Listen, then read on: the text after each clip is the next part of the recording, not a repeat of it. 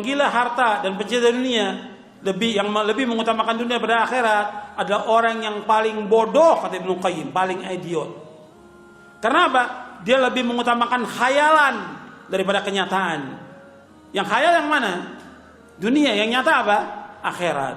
Lebih mengutamakan tidur daripada terjaga. Lebih mengutamakan bayang-bayang yang segera hilang daripada kenikmatan yang kekal. Lebih mengutamakan rumah yang segera binasa daripada tempat tinggal yang kekal. Menukar kehidupan yang abadi, yang nyaman dengan kehidupan yang tidak lebih daripada sekedar mimpi atau bayang-bayang yang segera hilang. Sesungguhnya orang yang cerdas tidak akan tertipu dengan hal-hal semacam itu. Ibnu Qayyim bawakan rahimahullah dalam kitabnya Uddatus Sabirin wa Dhakhiratus Syakirin. Kemudian Ibnu Qayyim juga mengatakan dalam kitabnya yang lain, dalam kitabnya Ighathatul Lahafan min Masaidi Syaitan, beliau mengatakan muhibbud dunya la yanfaqu min thalathin, hamun lazim wa ta'abun daim wa hasratun la tanqadi. Pecinta dunia tidak akan terlepas dari tiga hal: kesedihan, kegelisahan yang terus menerus, yang kedua kecapean, keletihan yang berkelanjutan, dan yang ketiga penyesalan yang tidak pernah berhenti. Jadi orang yang beriman dengan iman yang benar, berakal waras, maka ia tidak cinta kepada dunia dan tidak mau disibukkan dengan dunia.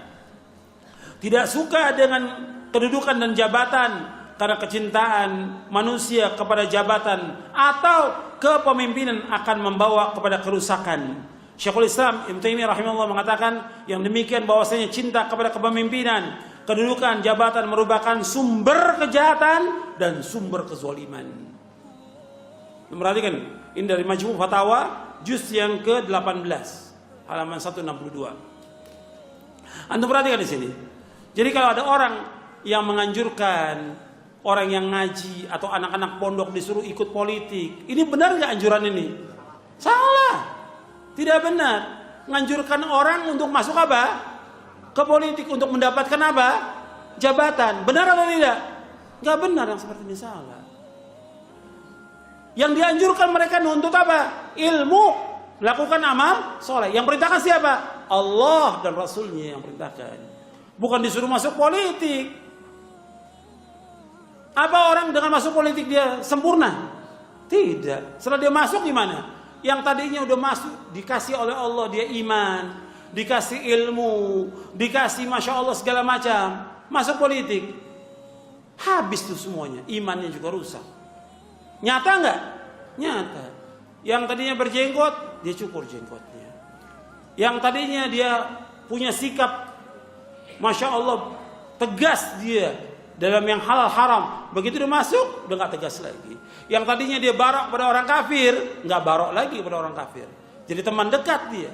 Yang penting bagi dia nggak ada musuh yang abadi. Bagi orang politik nggak ada musuh yang abadi. Yang ada apa? Kepentingan yang abadi. Nggak ada musuh abadi. Dan nggak ada teman yang abadi. Dalam politik yang ada apa? Kepentingan yang abadi. Kalau ini penting, hatta tadinya teman yang baik bagi dia, disingkirkan sama dia. Kenapa? Nggak menguntungkan. Dicari sama dia yang menguntungkan dia. Ini rusak atau tidak ini?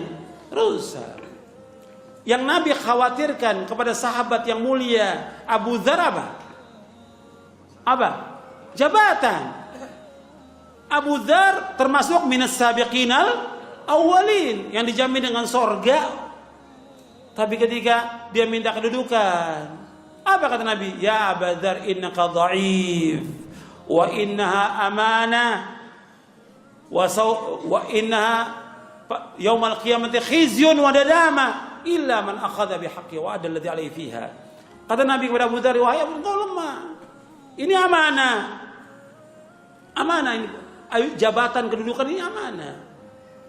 Kemudian nanti di hari kiamat akan menjadi penyesalan dan kehinaan di hari kiamat, kecuali orang yang mengambilnya dengan haknya dan dia tunaikan dengan benar. Tapi yang segini, yang seperti ini, sedikit yang bisa tunaikan dengan benar. Yang lain juga terbawa. Makanya itu kata Syekhul Islam Ibnu Taimiyah bahwa cinta kepada kepemimpinan, kedudukan, jabatan merupakan sumber apa? Sumber kejahatan dan sumber kezaliman. Dan kenyataan seperti itu. Jadi Anda perhatikan itu. Bahkan kalau nasihatnya para ulama, nasihatnya Syekh Albani apa? Minas siyasatil an tarku as-siyasa. termasuk politik pada zaman sekarang ini, meninggalkan politik. Itu nasihat Syekh Albani. Kita dengar nasihat Syekh Albani atau dengar orang politik yang memberikan nasihat? Syekh Albani, Al-Imam, Al-Allama, Al-Muhaddith, Syekh Muhammad Nasr Albani rahimahullah. Beliau sebagai orang alim, ahli hadith pada abad yang ke-20 ini, Syekh Albani, yang kitabnya ratusan jilid sudah, Syekh Albani. Dia menasihati kita, termasuk politik sekarang ini meninggalkan apa? Politik. Artinya termasuk politik syar'i meninggalkan politik yang tidak syar'i. Politik yang ada ini, yang ada di Indonesia, syar'i atau tidak syar'i? Tidak syar'i. Tidak syar'i. Makanya jangan menganjurkan orang masuk politik. Jangan masukkan orang ke lubang apa? Ke lubang biawak, ke lubang buaya. Politik ini jangan rusak. Ajak orang ke sorga dengan apa? Nuntut ilmu, melakukan amal soleh, berbakti pada orang tua, jalankan agama, amanah, jalankan ini dengan baik. Agama ini amanah. Gitu. Bukan dianjurkan